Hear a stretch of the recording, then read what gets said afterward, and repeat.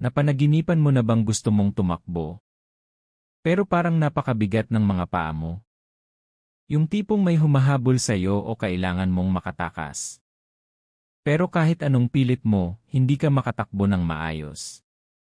Nakakakaba at nakaka-frustrate ang ganitong panaginip. Pero ano nga ba talaga ang ibig sabihin nito? Unang kahulugan, may humahadlang sa pag-usad mo. Sa totoo lang, ang hindi makatakbo sa panaginip ay madalas simbolo ng pakiramdam na natitigil o nahahadlangan ka sa buhay. Maaaring may pangarap, plano, o desisyon kang gustong isulong, pero may mga balakid na pumipigil sa'yo. Ikalawa, stress at pressure. Kung may humahabol sa'yo habang hindi ka makatakbo, maaaring sumisimbolo ito sa mga problema o responsibilidad na pilit mong tinatakasan. Parang gusto mong makawala sa pressure, pero hindi mo alam kung paano. Ikatlo, takot at pag-aalinlangan. Minsan, ang mabagal o hindi pagtakbo ay simbolo rin ng self-doubt. Maaaring natatakot kang magkamali kaya hindi ka makakilos ng buong kumpiyansa.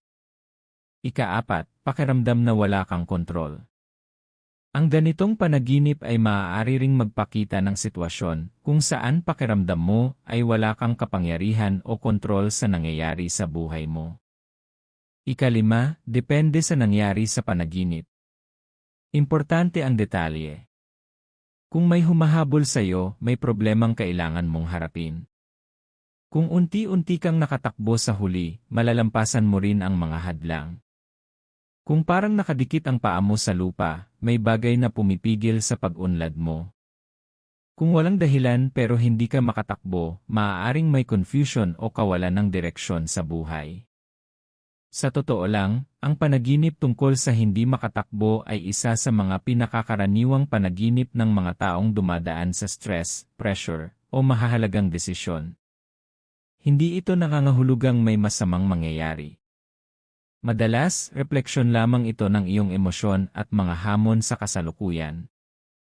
Kaya kung napanaginipan mong hindi ka makatakbo, tanungin mo sarili mo, ano ba ang bagay na pumipigil sa akin para umusad at maabot ang gusto ko?